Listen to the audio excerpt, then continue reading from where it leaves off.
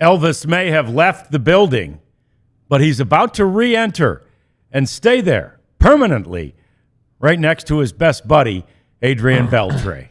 What a show we have for you. This one should be fun. It's the DLLS Rangers podcast.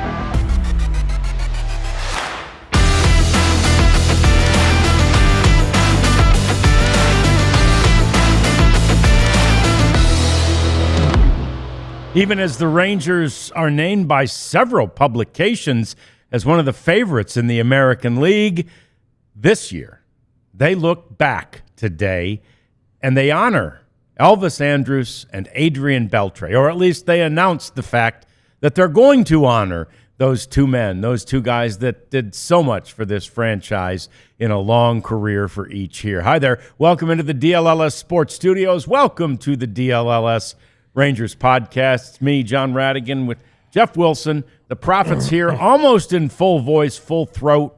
He's feeling much better, looking better. It's great to have him back and healthy, and it's great to have you because this is a fun day.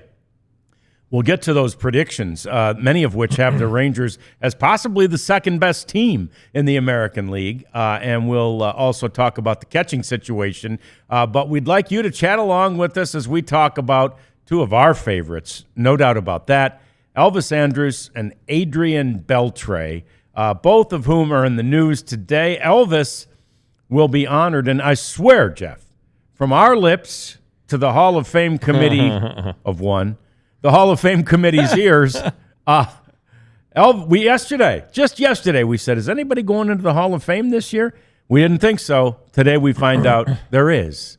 It's Elvis Andrus. Yeah, and you think about the first World Series teams and all the great players who are on it. I mean, he's I think becomes the fifth member of the Hall of Fame, the Rangers Hall of Fame from those teams: Michael Young, Kinsler, Hamilton, and Beltre. So now Andrus, and you can't separate him from those teams and from that great era of Rangers baseball. And he in 2017 had his best year, was Rangers Player of the Year.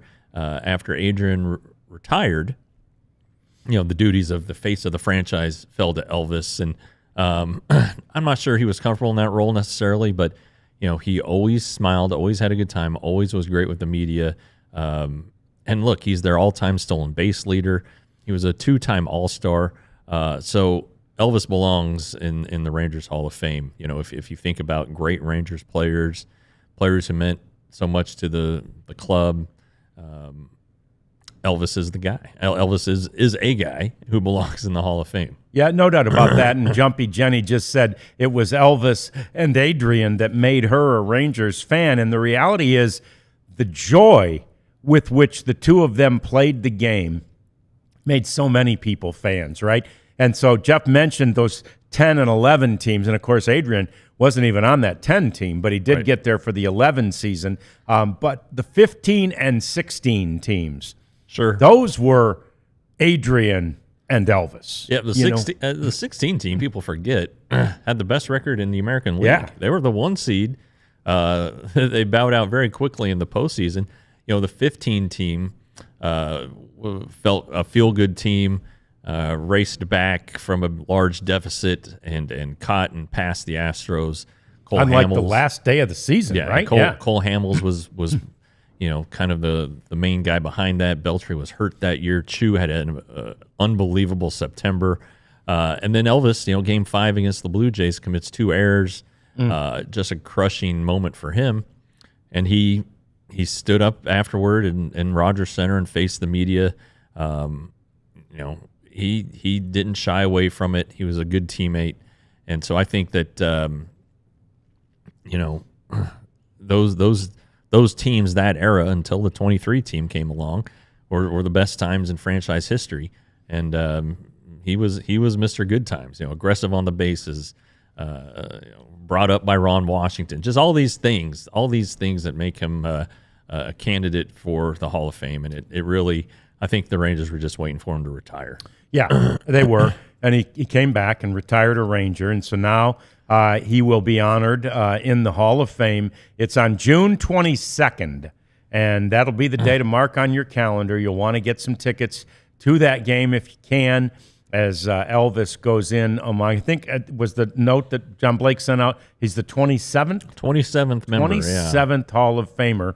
Typically what the Rangers try to do is put a player or somebody from the field of play in one year and somebody who was not on the field of play in the next year. But in any event, this is a year for a player, and really none better, as Jeff mentioned, than Elvis Andrus to be deserving of this honor, because whether he liked it or not, whether he liked that sort of face of the franchise deal, he became it because he was always so agreeable to do interviews with the media and always had that smile and that fun that he demonstrated even without Adrian, but certainly that reached its zenith when he and Adrian were a part of that wonderful hijinks that became legendary in this organization. Yeah, and last year when Adrian was inducted to the Hall of Fame, he took time out during his speech to single out Elvis and called him a pain in his butt and all of that stuff. But to Jenny's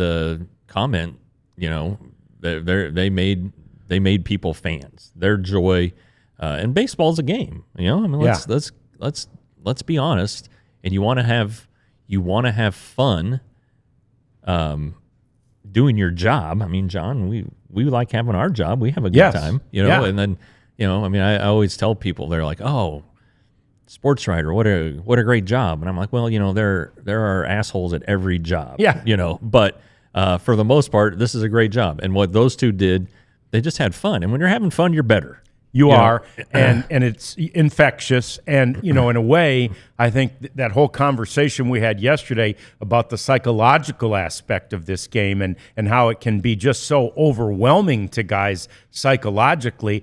Elvis and Adrian were a couple of examples of guys that did not get bogged down by that, at least not when Adrian was here. I would submit to you, and I think he's even talked about this, he let the weight of everything get to him a bit too much in Seattle, right? He did. And he realized, that's not who I am. I can't play that way. I got to play like I played when I was a teenager with the Dodgers, or when I was even younger than that in the Dominican. Yeah, it really came to the forefront again last year, leading up to the Hall of Fame, from the moment he was voted for induction to the actual enshrinement, the actual induction.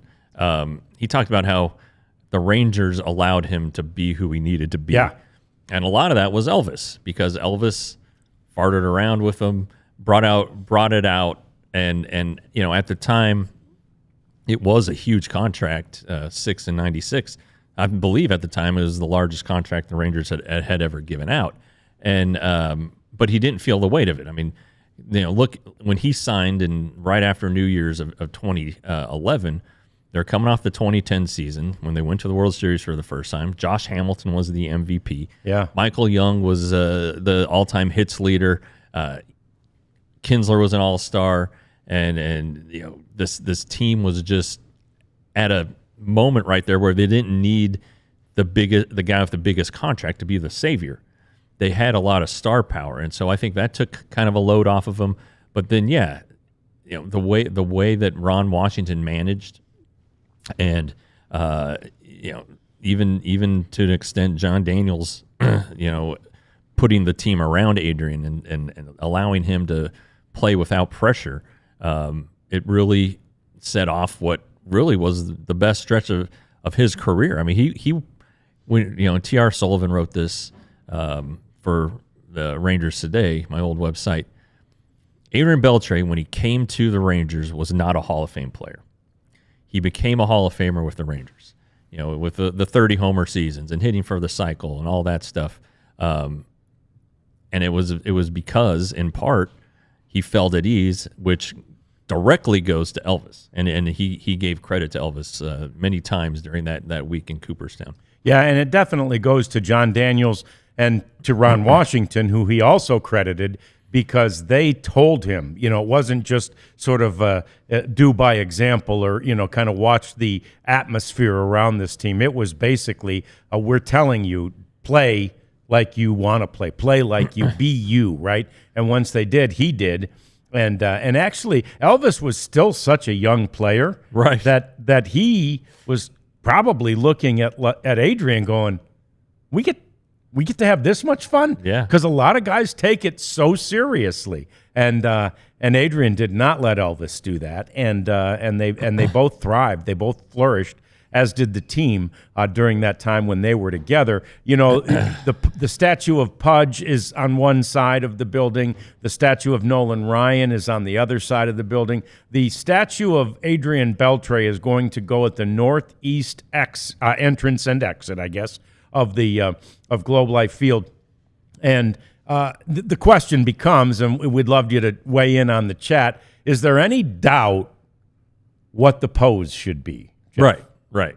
Now, some people might say the pose should be him moving the on-deck circle, right? Some people might say it should be throwing the glove at Elvis. Some might say it should be a hand touching his head. No, it's Elvis. I mean, it's Adrian on one knee. Yeah, and Tyler mentioned that in the chat. And, I even think that Adrian kind of has his own logo, and that's his logo. So I would assume that if he had a say in this statue. First of all, I'm willing to bet that Adrian does not like the idea of having a statue.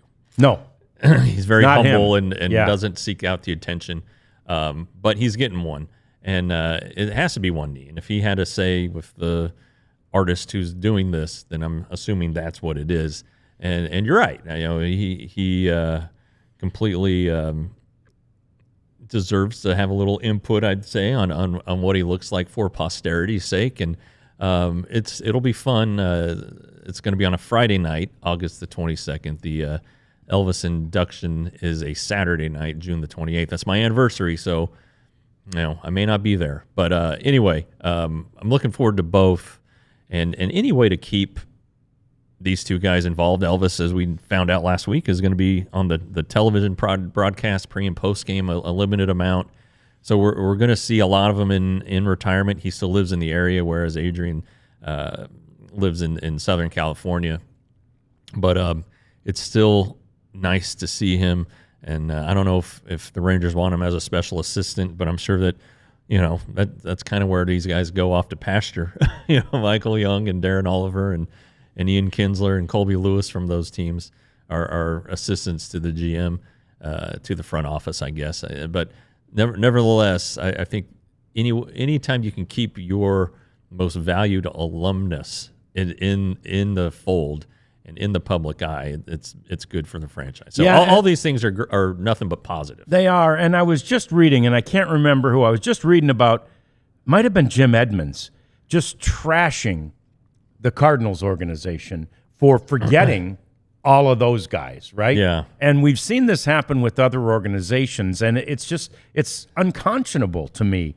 Like anybody who was anybody, Jim Edmonds, maybe, in the Cardinals organization, maybe as foremost among them as almost anyone. How do you not embrace that memory, that history, that legacy, right? And so, yes, the Rangers are doing a really good job, and actually always have. I mean, all of the, friends of mine, as they've become since we've worked together on TV so long, always feel welcome. They always feel, very well cared for and appreciated as alums of this organization. Yeah, and to your point, the Cardinals have such a rich baseball history, and they would bring back their Hall of Famers, and you'd see them in the red jackets lining up on opening day. Lou Brock and Bob Gibson and Stan the Man and Red Shandies, all these great players they've had, but maybe it's just hard to crack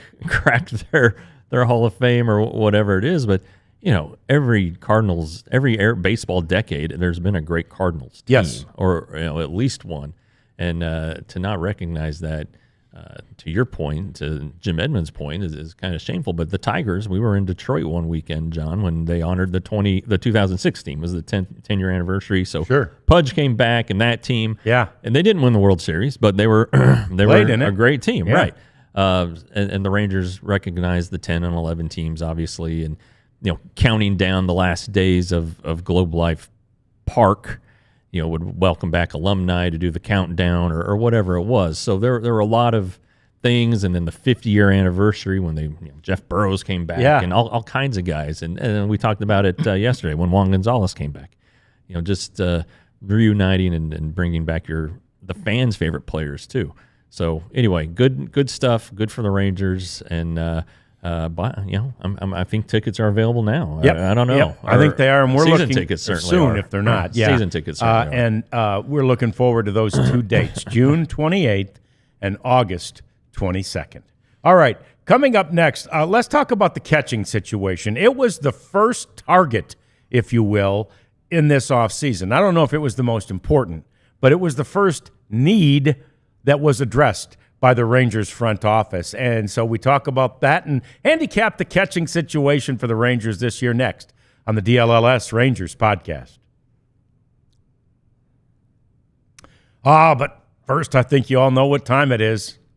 Game time. Yeah, it's game time. Game time. So Nicole texted me this morning, or emailed me, I guess. Yeah, and just reminded me, and it may have something to do with what I've purchased before, but she reminded me that Of Juliet is available. Now, that's a musical. That's a play that's over at Fair Park in Dallas in February. And when my wife and I got our tickets through Game Time, it was to go see Dear Evan Hansen at the Meyerson. I noticed, too, when I just jumped on the site real quick, Toby Mac, if you're a fan of the message-type music and religious, he's like a hip religious music guy, Toby Mac. And he's from the area.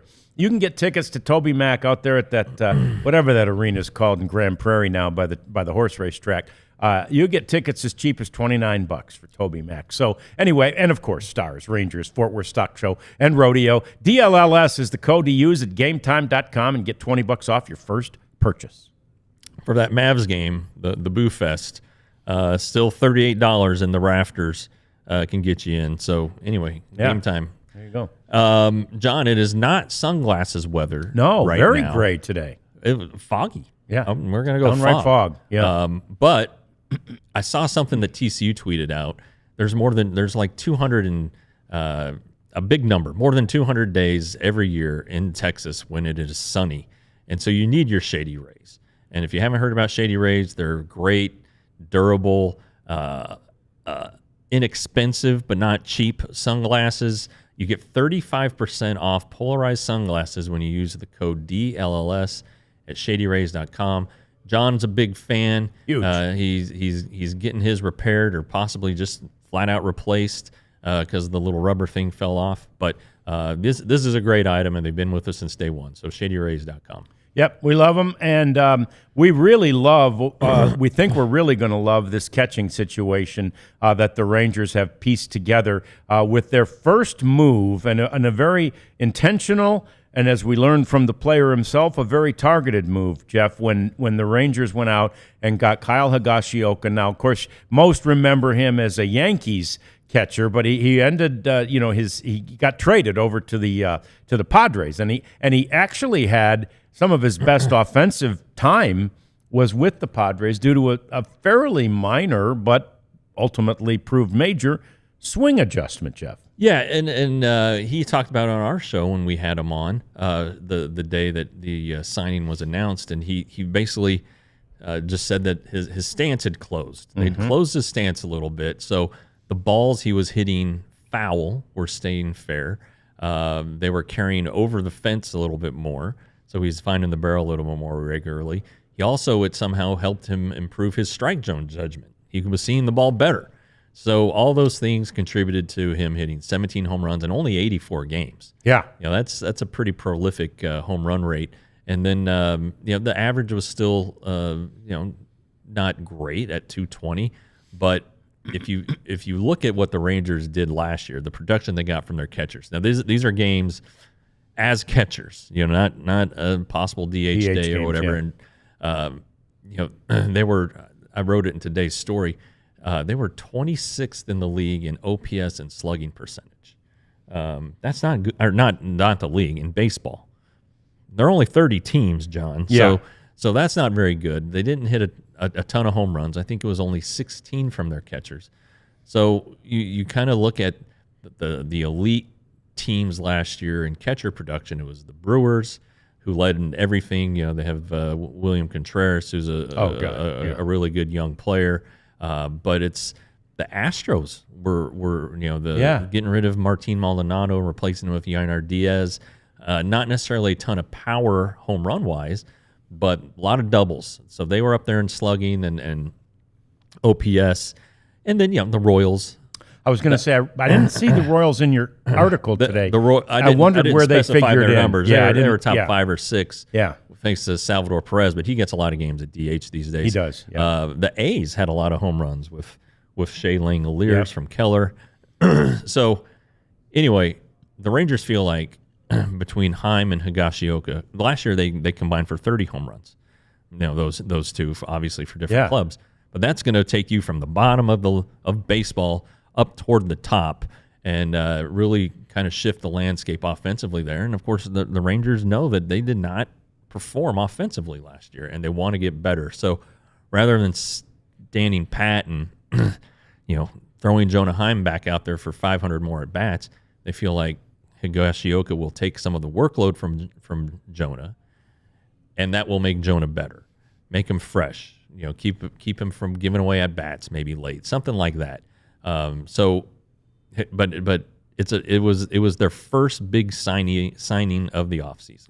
Their first big acquisition. So that tells you how they felt about the catching situation. And as I mentioned, he told us on the show that they came right after him. He knew from the first day free agents were available to sign, the Rangers were interested, and they made it very clear. And they made it worth his while. And away he came from the Padres to the Texas Rangers. And I think that there's so much to it that will help Jonah Heim, right? I mean, obviously, just the workload thing that you mentioned is huge.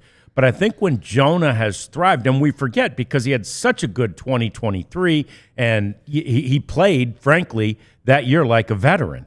But he's not. He's still a fairly young catcher in a position that's extremely difficult to learn and to absolutely almost impossible to master, right? So his best time was when he had Mitch Garver, a veteran catcher, right? And Austin Hedges. Austin Hedges too. Austin Hedges, when you look at pitch framing and things like that, he's one of the best in the game, and so is Higashioka. So for Jonah to have somebody who can maybe point something out, say like, hey, you're not doing this. Bobby Wilson sees a lot of it, but maybe doesn't see all of it. And Higashioka, the Rangers, through the numbers that they value, has been one of the top receivers in the game for a number of years. And so the defense is good. Being able to add a more veteran eye to help Jonah out is good. And then, it has a trickle-down effect. A lot of the reason why Jonah's defensive numbers trickled off was because the Rangers were asking him to set up behind home plate because their young pitchers maybe weren't savvy enough yet to work corners and do things like that. Well, with Higashioka, another veteran catcher, maybe they trust maybe it helps the pitchers a little bit more understand the nuances of pitching and all those things. So it's a win, across the board. The Rangers are going to get better defensively, but there's a real chance for Jonah Heim to get better across the board. And they aren't giving up on Jonah Heim by any stretch. They think that this is going to be a benefit to him to play less, which he recognizes now. He'd probably played a little too much the last 2 years, and then to wake up the bat, keep the body fresh.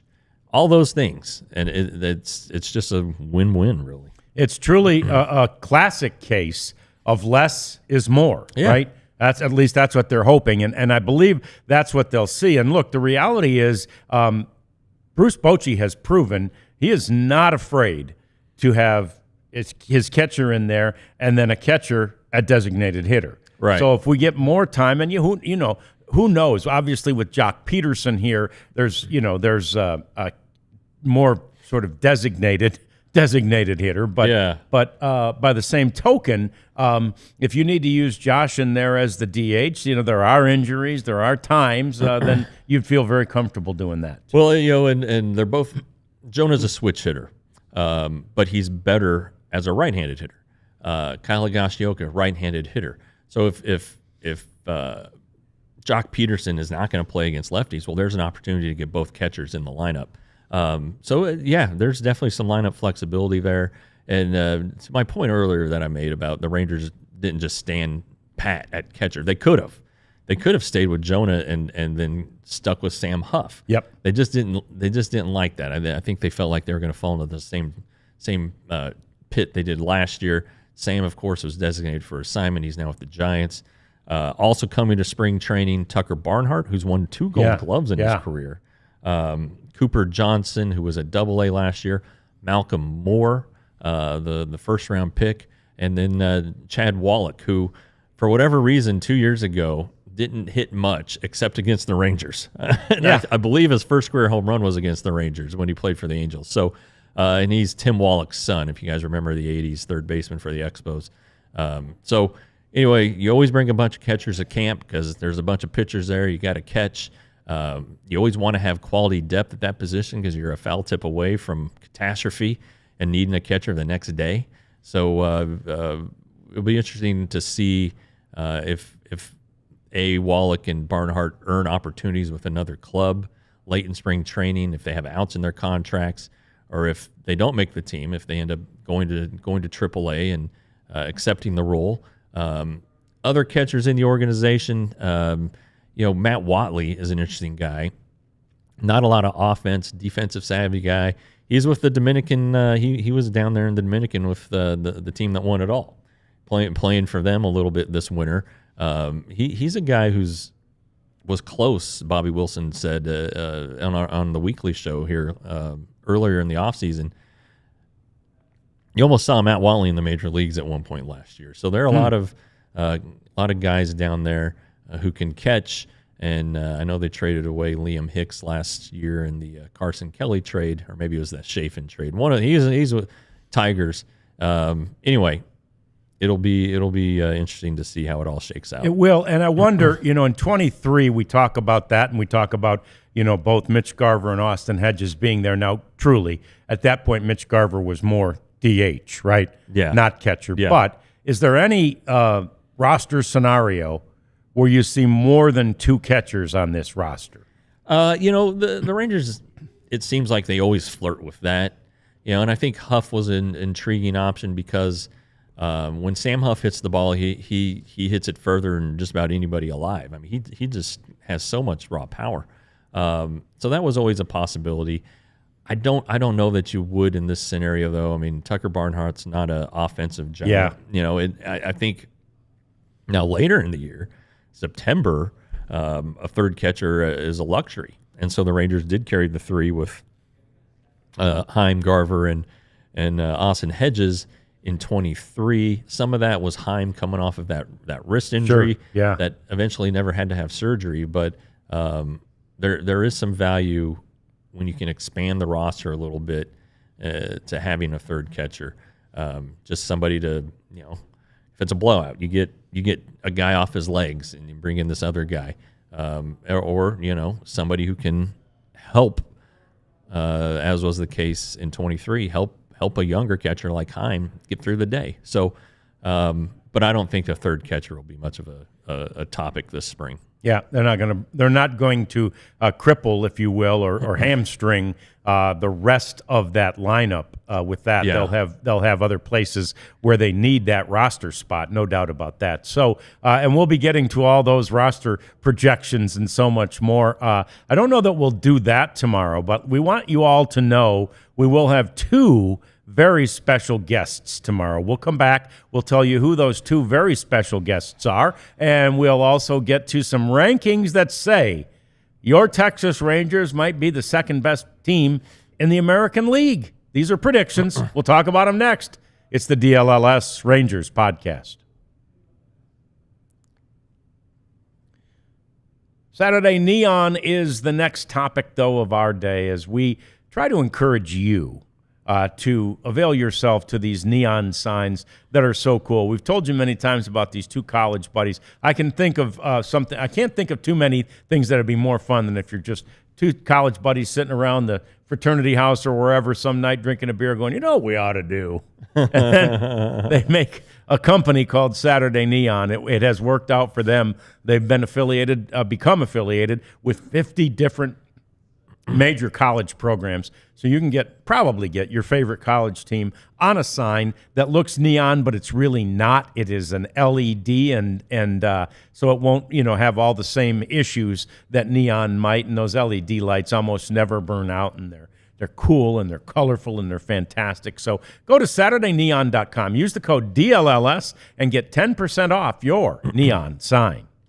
While we're talking about decor for your man cave or sports room or office, Foco.com. Use the code DLS for 10% off.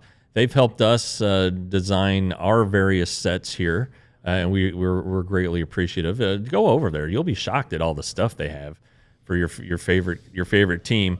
And I did Foco the other day, John, and what did I pick out? I picked out I can't remember what the product of the day was that I was going to select, but if you were a gardener, they have Texas Rangers gloves, or if you want to do some wood shopping or whatever it is, handiwork gloves, they have those at Foco.com.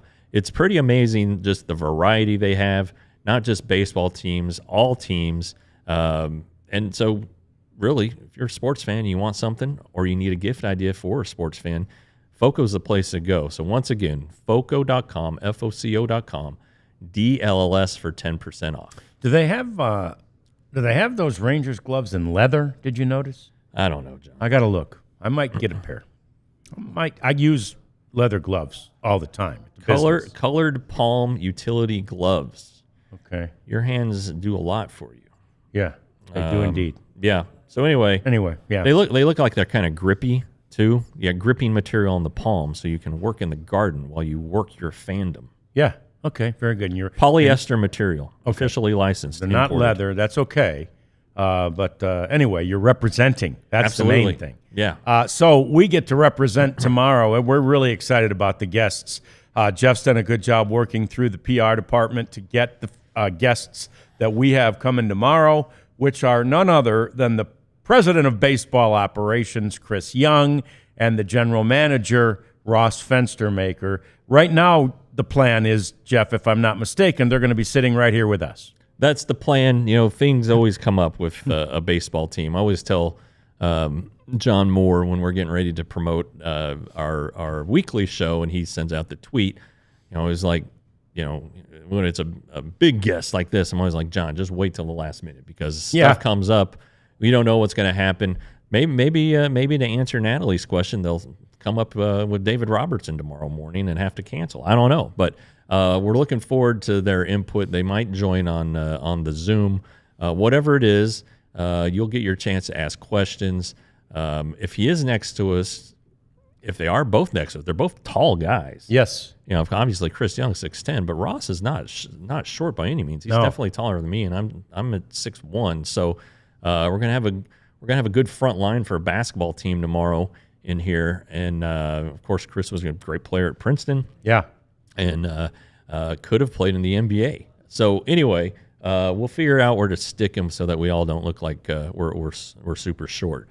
But it's great to have them on to talk about the off season, the club, and then just life its own self. Yeah, which is great, and they're both great guys. I mean, that's the thing that's and they'll be relaxed. I think fairly relaxed in this setting, and then we'll start whizzing fastballs past That's them, right. and they'll see how they do with those. No, we're here to just sort of be the mouthpiece for you, and feel free to shoot us questions that you have. I did notice what Natalie was talking about when I was looking at a list today of just guys that still haven't signed yet, and David Robertson, a former Ranger, stuck out to me, and so did Andrew Heaney. Yeah, I'm surprised that not only has Andrew not signed after a really good, durable year last year, but I'm a little surprised we haven't heard his name much even. We saw yesterday two lefties sign, Daniel Coulombe and Tim Hill, so maybe there's about to be a run on left-handed relievers.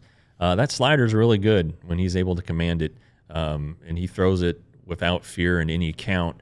So I would expect that he'd get a job. And Robertson, he's his own agent, and he goes about things very uniquely. Aside from that, he said that he doesn't throw a ball, a ball, I guess, with any vigor, because obviously he has been playing catch.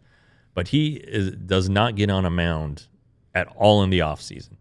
And so he doesn't need time at all to get ready during spring training. So he can sign a little bit later. But I do think that he has the opportunity to sign still. I don't know what he would make, though. That's the thing. He had such an unbelievable year last year as the Rangers' primary setup guy. He struck out 99 guys. And $11 million last year? 11 and a half, and some of that was deferred, so the Rangers are still paying him. So, hey, maybe he'll take another deal like that. But he's really good. He knows his value. I'm sure that when he talks to his agent, which is, really, it's probably his wife, ultimately. Yeah. They live in Rhode Island, so maybe that geography will have a factor at this point. He's what, 39, 40? He's going to be 40, whatever it is. So it'll be interesting to see. But that's a name that's out there, baby. And that'd be a great one to have back. Holy cow, would it be good to have him Most back. agents take somewhere, 5 to 10% as their fee to be the agent. And some of them are a lot more complex than that. But in general, 6% is a number that's often thrown out there. I bet you that David Robertson's agent, his wife, takes a lot more than 5 or 10%. I'm going to say at least 50 off that deal. Yeah. That said, in all fairness and seriousness, he doesn't have to share his money with an agent, right? With somebody outside the home, and I do believe that would likely allow him to consider something of a little less value than an agent would be inclined to do, right? Yeah, because the agent's like, dang, that cuts into my fee. Let's make sure we get the money up, right? So anyway, it'd be fun to see him back. There's no doubt he's a fun guy to talk to. He just has fun when he pitches. He hops off the mound and goes and shakes the catcher's hand or has something funny to say, or, I really enjoyed watching him pitch last year. Yeah, I did too. So I don't know what PECOTA is, Jeff. Who made these predictions? But PECOTA, some acronym. It's a algorithm. That's what the A stands for. Oh, algorithm. Okay, so it's an algorithm. So there's science, there's math to this, and they have put out an MLB. Has either hired them or certainly has used them as their service, because MLB puts out today the odds of teams making the playoffs. This is just, we said the other day about making the World Series, and I think the Rangers were like 5th in that, and the Dodgers had like a 21% chance of making the World Series, and the Rangers had, with a lot of other teams, somewhere in the 7 to 8% chance of making the World Series. The drop-off from the Dodgers at 20 and to the next team was ridiculous. But in any event, this is the odds of making the playoffs. So, number one, of course, odds near 100%, the Dodgers. And obviously, therefore, their odds on favorites to win the National League West. Number two is the American League East, where PECOTA says that the Yankees and Orioles will have a battle to win that division, but that the Yankees are projected to win that division with 90 wins. Let's go to the National League East. They say it'll be the Braves in a 3-team race.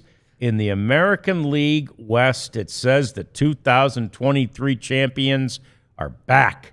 The Rangers are favored to win the division with 89 wins. And in the division, it is projected that this year, Jeff, the American League West will be last year's American League Central, and that 3 teams from the West will make the playoffs. PECOTA is predicting that the Rangers will win 89 games, and then that the Astros and the Mariners will also make the playoffs. And I'm trying to see if they put so they said the Astros would win 87 and the Mariners would win 86. I always think PECOTA comes in way low, but on win total. Yeah. Yeah. I know, 90 seems low, but then again, last year there was no 100-team win in baseball, and I think 88 was what won the West for the Astros. So hey, 89 would be a improvement, and the Rangers won 90 in 23 and managed to win the World Series as a wild card team. They're interesting. They're good to talk about. It's season simulations. I don't know that it accounts for injuries and things like that always shift the balance, if you will. If the Yankees lose Aaron Judge, which seems to happen from time to time, well, that's going to put a dent in their total. Sure. But the Orioles not having Corbin Burns is probably a big one, and so you never know who is going to come out of nowhere. Jenny here, looking forward to seeing what Emiliano Teodo does. Well, what if Emiliano Teodo becomes the Rangers closer in July and starts kicking butt and taking names? Who knows? These are the things you can't predict. But if Josh Young is healthy, and if Jacob deGrom stays healthy, the Rangers are certainly going to be in a very good spot to make those PECOTA standings look pretty good at the end of the year. Yeah, the other thing that PECOTA can't predict is things like that Tigers run, let's say, at the end of last season. And speaking of the Tigers, in the American League Central, I mentioned the three teams that were battling, right down to the wire last year. None of them, according to PECOTA, are expected to make the playoffs. Oh, really? Tigers, Guardians, and Royals out. Twins, American League Central champions and winners of the division, and the only one that will, again, according to PECOTA, with 86 wins, the only one that will make the playoffs from that division. I don't know about that. Seems low. Yeah, especially for those. I mean, the Royals have really loaded up. They've done things like we don't normally see them do, right? 100%. Yeah. And the Tigers have had a pretty good offseason as well. So, and there's still talk, and we're going to get to Bregman in the next segment too, but there's still talk about them with Alex Bregman and, of course, a potential reunion with A.J. Hinch. So, yeah, we don't know if these, we do know. We know for a fact these predictions are going to be wrong. Right? I mean, they are. Sure. Maybe not the Dodgers, right?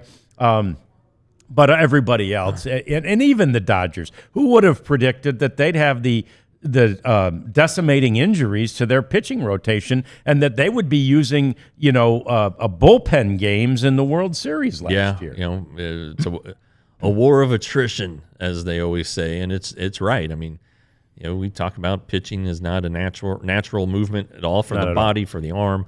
You just kind of look around the Dodgers pitching staff.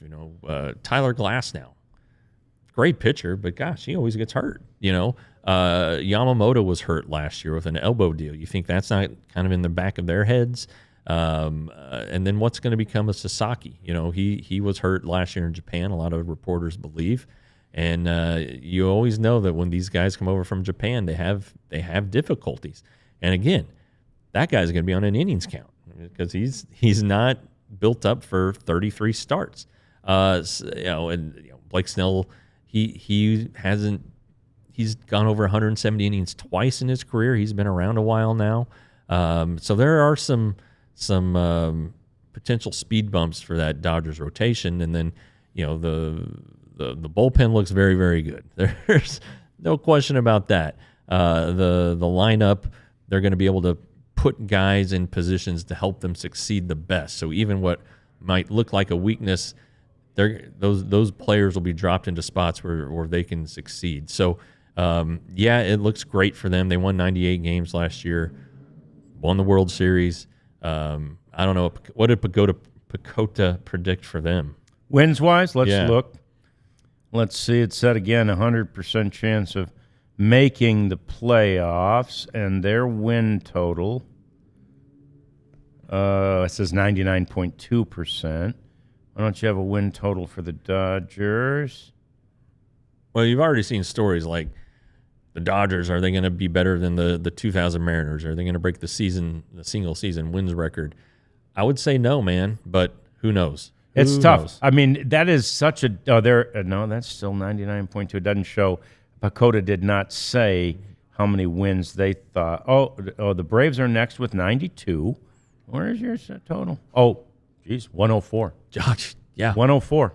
Yeah. Okay, maybe, but that ain't 116. You know, 116. And then you get him in a short series, you never know what's going to happen. No, I mean, as the Diamondbacks learned in 2023, I just looked, and by the way, they don't have the Diamondbacks making the playoffs either. Then I neglected Ohtani in this Dodgers rotation breakdown. He's going to supposedly come back in May, it looks like.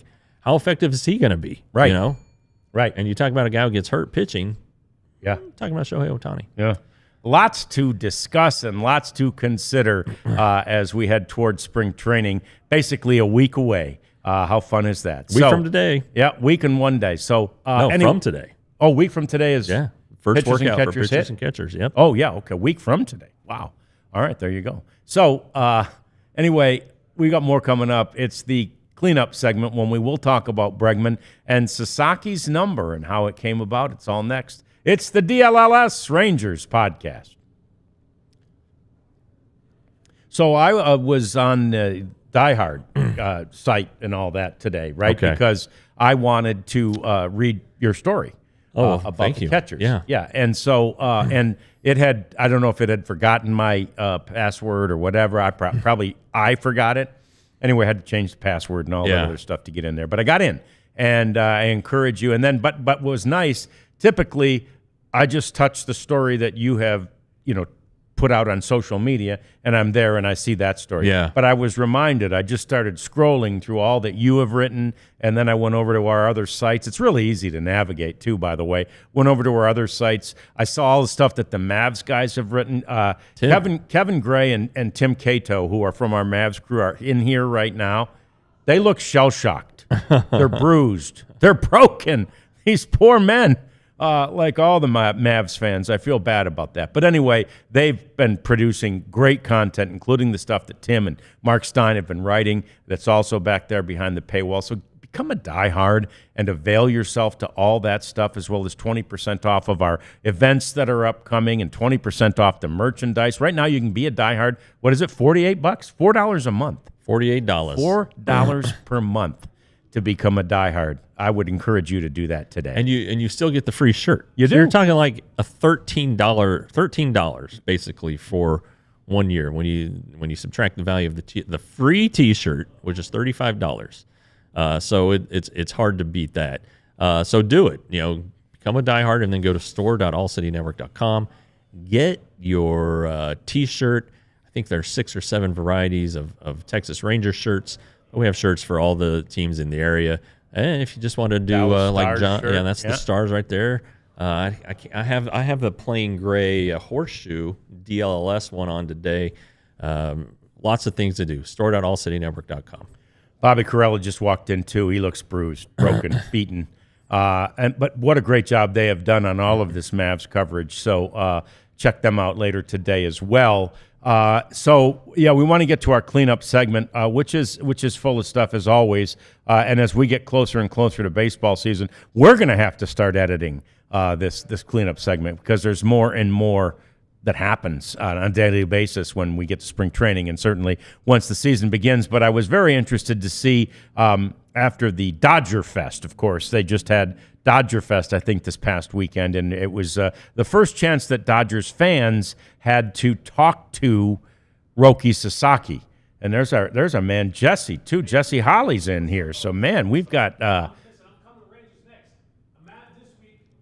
Oh, he's on Mavs this week, and he's going to be with Rangers next. All right, so. I'll bring the chaos with me. I appreciate. Hey, we don't want any trades of Corey Seager or anybody. If you can help. Okay, but and if they do, you'll have an opinion. Yeah, Jesse Holly hanging out with the Mavs today too. Now he doesn't look broken and beaten, so he's fired up, unlike the other three. But in any event, so Roki met with the media and talked about that, and they gave him number 11, which is the jersey of his preference that he wore, and it's very rare for a rookie to come in and get the number that he wants. It was a number that Miguel Rojas, a veteran, had been wearing. Okay. And, he came in and Miguel gave him the number, and Miguel said, "You don't need to give me anything. I just want you to help us win."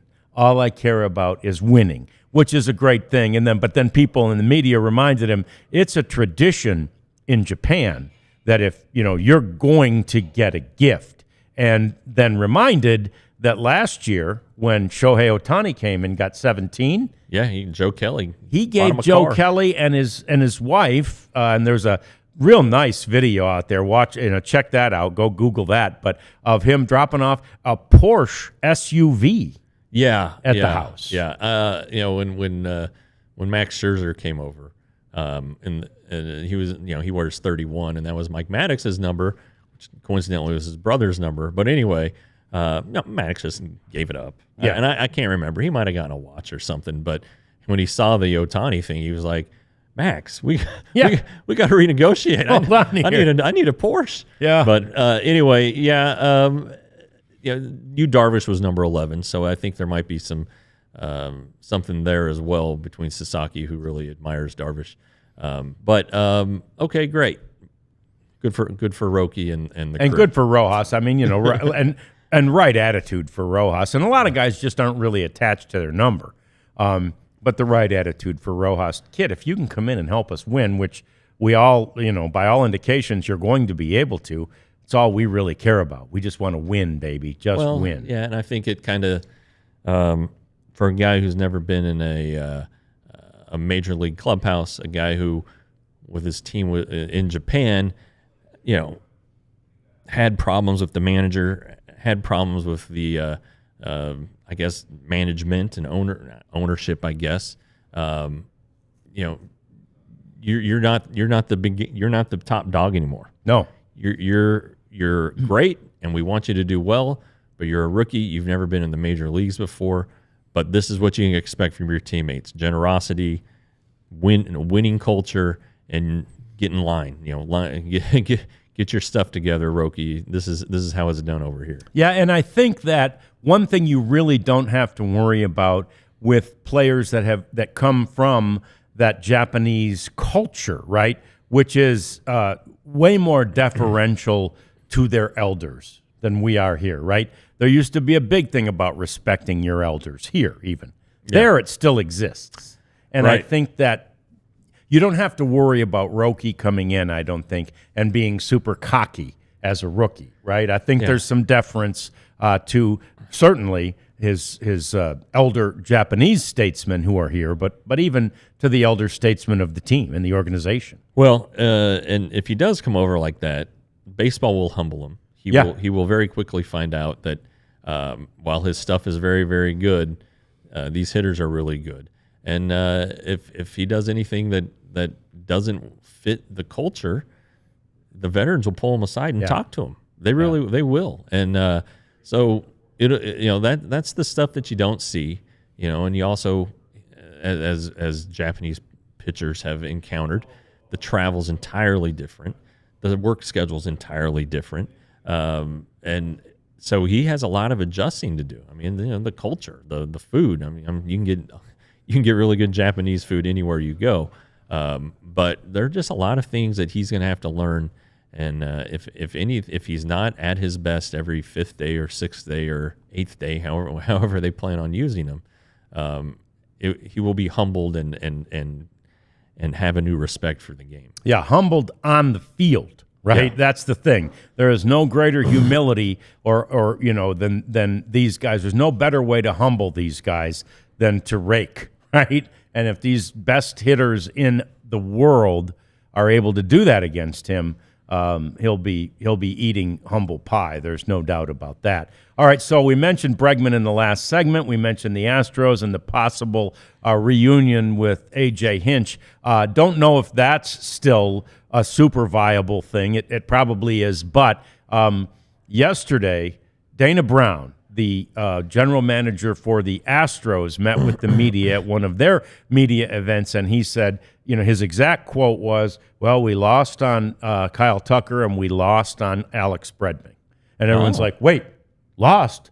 He hadn't signed yet. And then he backtracked a little, Brown did, and said, well, I mean, yeah, because he hasn't signed yet, we're still having internal discussions about him, but later admitted, but we haven't talked to Scott Boras in a long time. Oh, wow. Well, so it appears that's interesting. Yeah. Yeah, that their 6-year 156 is still on the table.